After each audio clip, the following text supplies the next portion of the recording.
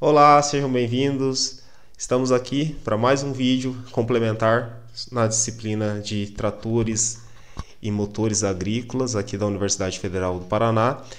E esse vídeo é um vídeo complementar, por quê? Porque nós vamos falar sobre uma nova tecnologia, talvez vamos assim dizer, uma nova tecnologia que vai avançando fronteira para cada vez mais se tornar presente no nosso campo.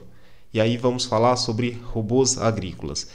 E vamos imaginar que daqui a alguns anos, talvez em 2050 ou até antes, nós precisaremos de ter máquinas autônomas no campo. Por quê? Basicamente, a população mundial ela aumenta dessa forma, né, a demanda por alimentos. Em contraposição, a população no campo ela vem reduzindo. Isso, em forma geral, em todo o mundo. Então, existe uma redução da população no campo e ainda mais nós vamos pensar que cada vez mais a gente gosta de ver e observar e de trabalhar com tecnologias no campo. Então, existe uma tendência que vem lá da indústria 4.0, onde a gente observa a automação dos equipamentos industriais e a gente observa muito mais, né, controle e automação desses equipamentos na indústria. E essa tecnologia que primeiramente é desenvolvida na indústria, ela migra, ela tem uma migração e uma implementação, adaptação para as tecnologias das máquinas agrícolas no campo. E aí eu trago agora para vocês um equipamento que a gente vai visualizar hoje nesse vídeo, é o Saver. Ele é um equipamento que foi e está sendo, né, desenvolvido pelo grupo AGCO. E aí nós vemos que esse equipamento é um equipamento para semeadura, é uma semeadora e é uma semeadora autônoma, um robô para semeadura. E o que a gente observa, né, de diferente desse robô de semeadura de uma semeadora comum? É claro, primeiro, é um equipamento autônomo. E outra coisa que vem de forma disruptiva, né, diferente, é que ele é um equipamento de uma linha. Não é um equipamento muito grande. E aí nós vemos essas diferenças que podem ser observadas, né, através da operação desse equipamento, que diferentemente de uma abordagem comum, dessa vez, né, quando nós temos um equipamento que trabalha com uma única linha, a gente vai precisar de vários equipamentos desses, trabalhando como se fosse um enxame de robôs, para que nós tenhamos uma maior, né, capacidade operacional, para que a gente alcance, né, uma maior capacidade em hectares por hora. E aí então nós temos um enxame, né, desses robôs aí. Nós vemos aí uma abordagem do tipo swarm. A palavra em inglês swarm, mas em português nós fazemos então a tradução de um trabalho como um enxame de robôs. E aí nós temos algumas vantagens, porque, por exemplo, esse equipamento que está sendo desenvolvido, ele é um equipamento que ele tem um peso muito menor do que uma máquina maior. Isso aí vai trazer então menos compactação para o solo. Esse equipamento especificamente, por exemplo, ele tem um peso ali de 150 a 250 quilos. Muito menos do que uma semeadora, muito menos que até a própria semeadora. E aí, quando a gente compara então com o trator, e outra característica que nesse caso nós temos o equipamento que ele é autopropelido. Então ele tem a tração que está sendo associada, e aí vai mais uma diferença, porque não é um equipamento que tem um motor de combustão interna, é um equipamento que tem uma tração eletrificada. Então nós temos, nesse caso específico, baterias e vamos ter os motores, e me parece, nesse caso, se utiliza motores de corrente contínua. São utilizados, são 3 motores que são associados a essas 3 rodas. Então foi um equipamento baseado como se fosse, digamos assim, um triciclo, em que nós temos 3 motores de corrente contínua. Cada motor desse ele tem uma potência de 400 watts. Então, juntando esses 3 motores, né, nós temos ali para desenvolver tração nesse equipamento mais ou menos 1.200 watts, enquanto que a demanda de potência desse equipamento é de 980 watts. Então, um pouquinho menor, né, a demanda em relação, né, à disponibilidade de potência para tração.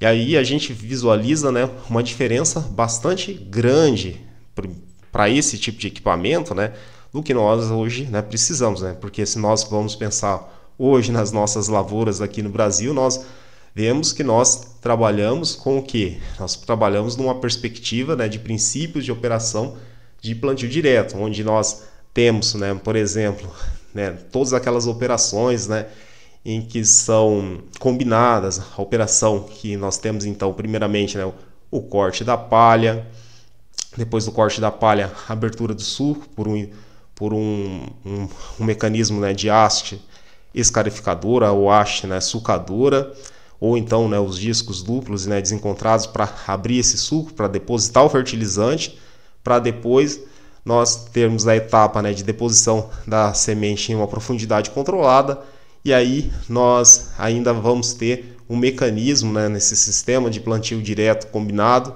um mecanismo para então compactar esse solo sobre a semente. E nesse caso, ainda nesse tipo de equipamento, a gente não visualiza todos esses mecanismos, esses sistemas. A gente até inclusive pode observar, por exemplo, que essa operação está sendo realizada num solo que foi pré-preparado. E por que todo esse cuidado, né, de fazer uma operação, né, de semeadura sobre um solo preparado? Porque nesse caso a gente pode visualizar que vai demandar menos potência. E aí então nós estamos vendo, né, um equipamento que demanda então em torno, né, de 980 watts. Mas, por exemplo, na nossa operação, como nós conhecemos hoje de plantio direto, a demanda por potência vai ser bem maior. Vamos falar um número mais ou menos, que pode, é claro, que varia das condições, né, de solo, varia de acordo, né, com as condições, né, de compactação, mas vamos falar em um número geral em torno de 6 a 8 kW, de 6.000 a 8.000 watts. Uma demanda de potência muito maior, né, da forma que nós conhecemos. É claro que se nós trouxéssemos essas características, né, para um equipamento compacto de uma linha, talvez essa demanda de potência seria um pouco menor. Talvez sim, talvez não sabemos. Mas hoje a demanda de potência por linha de uma semeadora vai estar em torno disso, 6 a 8 kW, 6 a 8.000 watts. E aí nós visualizamos também, né, para esse tipo, né, de equipamento essas diferenças, mas é claro que nós estamos falando numa nova fronteira de trabalho, uma nova fronteira para pesquisa. E aí nós vemos, né, como características, né, gerais nesse tipo de equipamento que ele utiliza, então uma bateria, provavelmente, né, uma bateria de lítio.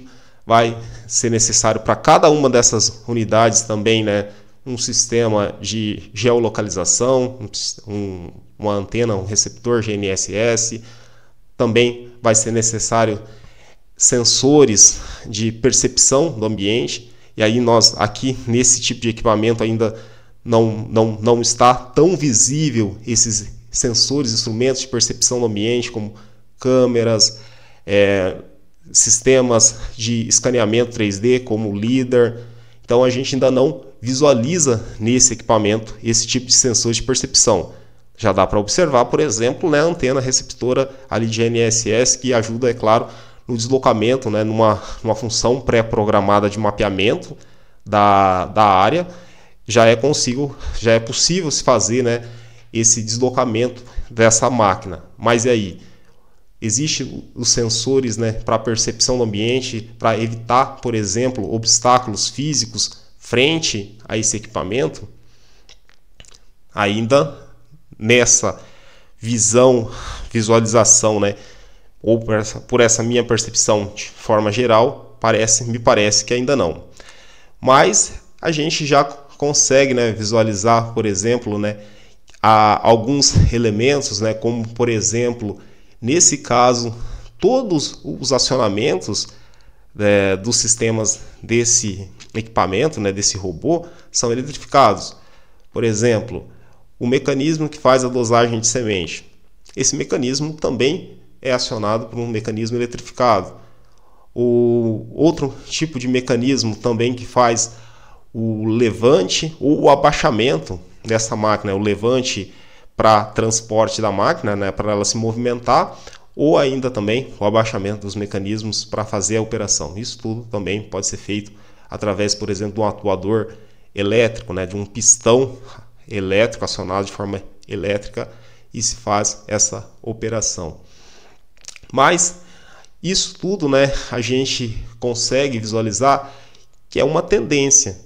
É uma tendência porque, como eu disse para vocês, amanhã ou depois, uma hora uma máquina dessa vai chegar no campo. E isso eu falo com certeza, porque essa é uma tendência que nós estamos visualizando cada vez mais. Já temos aqui, estamos hoje falando, né, sobre um robô para semeadura, mas já existem também várias opções, né, que estão sendo pesquisadas, estudadas, relacionadas a tratores, a pulverizadores terrestres, né, que trabalham, né, de forma autônoma, e existem várias vantagens relacionadas que já são, né, vislumbradas, relacionadas, por exemplo, não só à qualidade, né, da operação, mas também nessa desempenho dessa operação, e aí nós podemos ter, nesse caso, né, um ganho, né, de escalonabilidade, né, porque você pode trabalhar com várias máquinas em paralelo, trabalhando nessa condição como se fosse um enxame de robôs. Nós temos vantagens, por exemplo, na redução do peso da máquina sobre a compactação no solo, porque aí nós estamos falando, né, de uma unidade de muito menos peso. E aí nós visualizamos também, né, que alguma dessas tecnologias, primeiro vão se despontando como mais viáveis, elas também podem ser incorporadas, né, nas máquinas que são, de certa forma, vamos assim dizer, né, convencionais ou nem tanto. E aí, deixem a sua opinião.